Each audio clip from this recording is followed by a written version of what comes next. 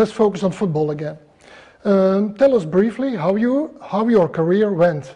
Your first big club was Ipswich Town then. Were you a youth player or already a professional player over there? So both. I started as a youth player and then I left the club at 19. So I spent 6.5 years there as a young player. It was at the time it was a fantastic club. It was a big history of producing some top young players. It was a really strong academy, one of the best I think in England at the time.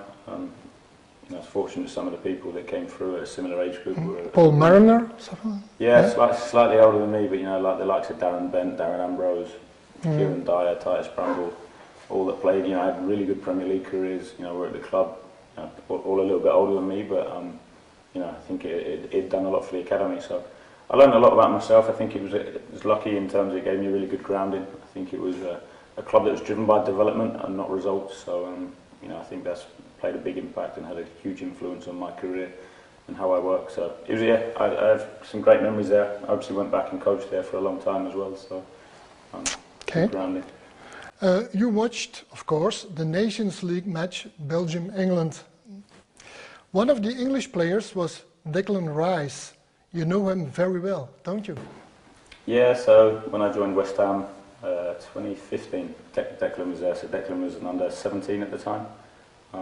So he trained with us a bit in the 23s, mainly played his games in the 18s, and then by the time he was under 18 he was captain of our team in the 23s. So we had him for about 2.5, 3 years.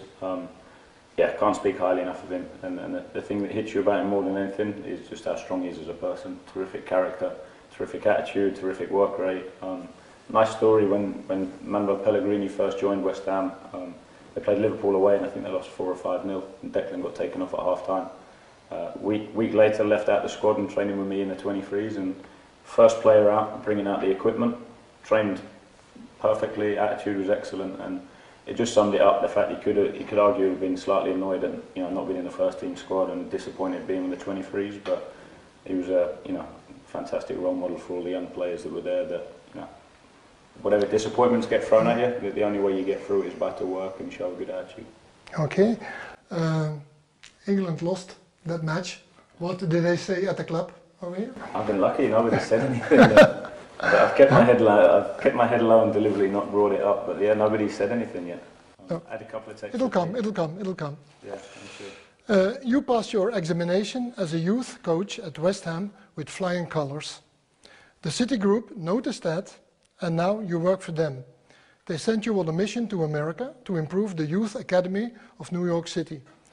You were the academy manager there. How was life in the so-called Big Apple? It was good. It was a tough decision to leave West Ham to go there. I think what really sold me about the project there was partly the group, in terms of how much the group focused on developing people and trying to do things properly. I had nothing but positive things to say about them and how supportive they were.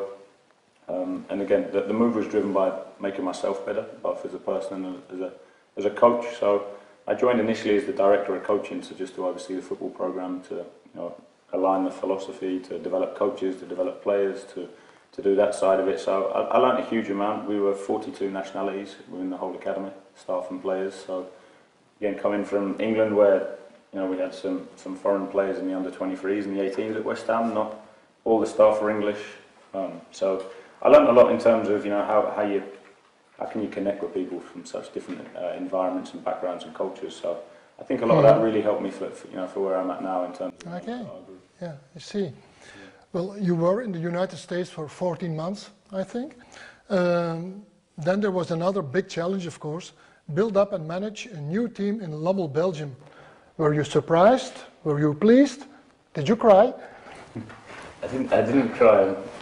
Apparently I don't cry enough, my wife says. So, no, I was really excited by the project. Hadn't given it too much thought, to be honest, and then a few questions were asked and had the opportunity to interview for it.